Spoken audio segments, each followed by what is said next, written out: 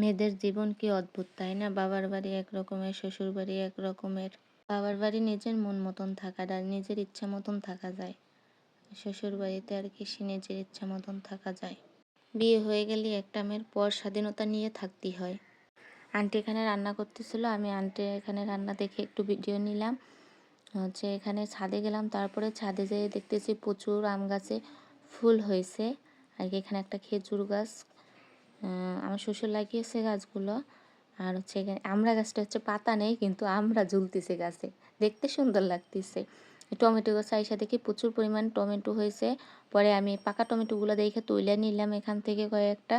পাকছে যেগুলো সেইগুলাই তুলে নিতে আসি। আমার হাতে যে 5 টাকার কয়েনটা ছিল, ছাদে উঠতেছিলাম তখন ওইটা যেয়ে পেলাম। যাই হোক, আজকে কপালটা খুব লাকি ছিল যে 5 টাকা পেলাম। এখানে আমি টমেটোগুলো তুলতেছিলাম আর দেখতেছিলাম কোনটা পাকছে আর কি।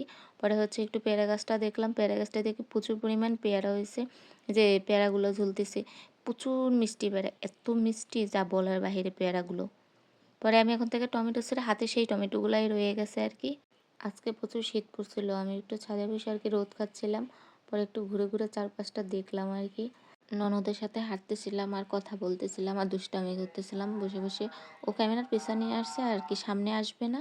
আমাদের সাথে অনেকগুলো হাঁস মুরগি কবুতর আছে, তা অনেক দিন পর বাড়িতে আসলাম। আসার পরে আমি একটু ঘুরে ঘুরে দেখতেছিলাম, সাথে আপনাদেরকেও একটু দেখাইলাম আর কি। ভিডিওটি না টেনে সম্পূর্ণ দেখে যাবেন আর সাথে সুন্দর একটা কমেন্ট করে যাবেন।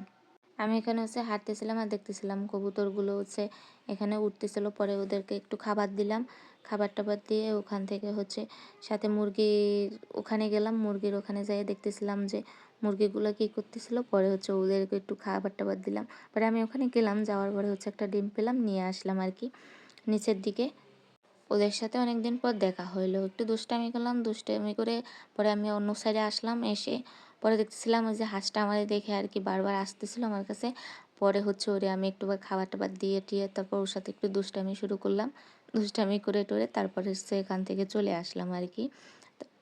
যাই হোক, আমার ভয়েসের পিছনে যদি ব্যাকগ্রাউন্ড থাকে ব্যাকগ্রাউন্ডে স্কিপ করে যাবেন, কারণ এখানে আমার পাশে মাদ্রাসা আছে একটা, মানে মহিলা মাদ্রাসা। তো বাচ্চারা পড়তেছিল আর অনেকদিন পর তো বাসায় আসলাম, কি আর করার, চারপাশটা একটু ঘুরে ঘুরে দেখতেছিলাম।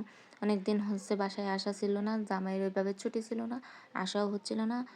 জামাই ছুটি পাবে কবে কবে আসবো আসবো সেই আশায় বসেছিলাম। পরে অবশেষে ছুটি পেলে আসলাম বাসায়। এসে এই যে আমার শ্বশুর আবার গাছ লাগিয়েছে এখানে, সিম গাছ লাগিয়েলো। আর এখানে মনে হয় মেবি লাউ গাছ ছিল। পরে আমি একটু ঘুরে ঘুরে চারপাশটা দেখতেছিলাম। অনেক ঘোরা হয়েছে, অনেক দেখা হয়েছে। এখন নিচের দিকে যাচ্ছি। যাই হোক, ভিডিওটি ভালো লাগলে লাইক কমেন্ট শেয়ার দিয়ে পাশে থাকবেন। ধন্যবাদ।